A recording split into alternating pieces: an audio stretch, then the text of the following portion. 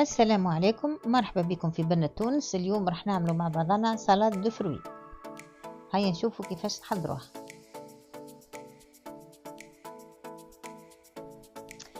انا استعملت زوز كعبات تفاح احمر وزوز كعبات تفاح اخضر، زوز كعبات برتقال وحبة رمان.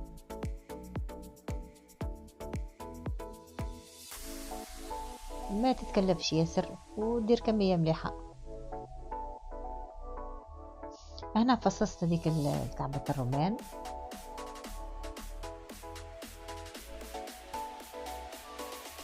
قشرت الكعبات تاع البرتقال، احنا نقولوا لها تشينا.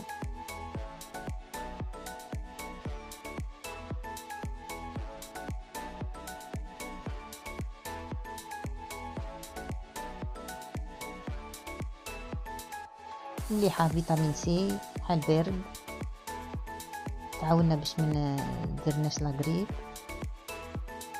هذا من كعيبات التفاح. بعد ما غسلنا كلش، نحيو لهم هذاك النص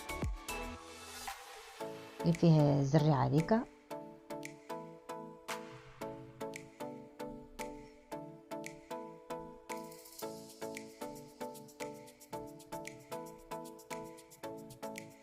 حتى كي يعود عندك شوية برك نقولوا تاع ديسير تاع فواكه، ونقولوا كمية تاع العائلة شوية، كي ديرها كيما هيك ياكلوا كل.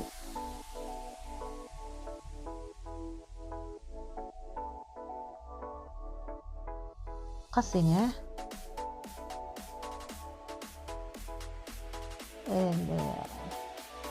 حيد صغار برك.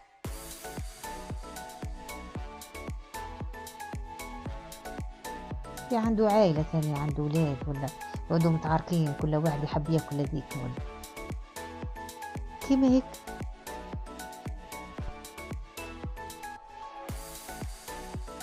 وفيتامين مليحة، فيتامين روعة.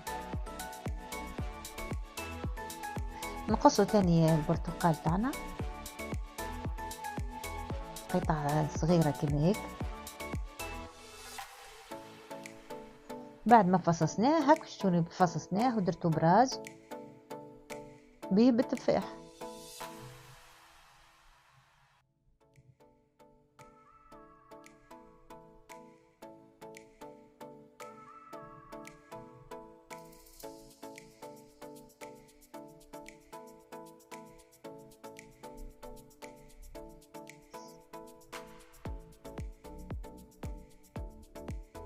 هي المليحة تتكلف الحل سخون، صح انا الله غالب. درنا بالحل بارد، هذا وقتها.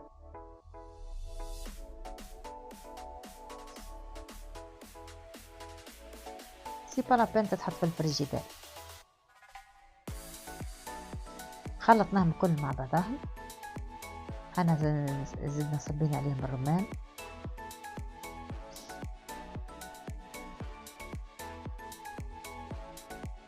نزيدوا لهم سكر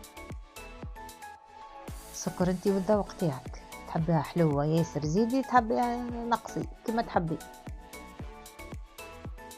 وزهر ما زهر، انا استعملت عطرشية ما استعملتش ما زهر. عطرشية صحية ودواء وكل شيء. نخلطوا كل شيء مع بعضاه.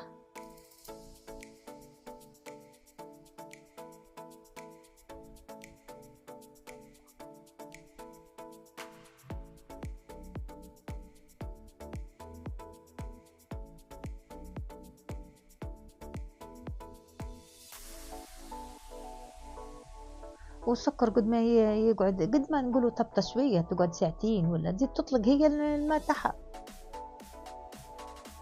راهي بدينا على الكيف، جربوها. حطوها في الصحافة تاعنا.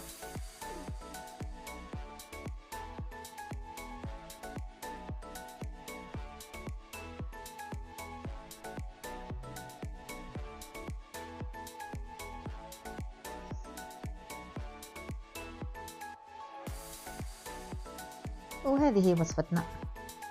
ان شاء الله تعجبكم، وما تنسوش تعملوا لنا اشتراك.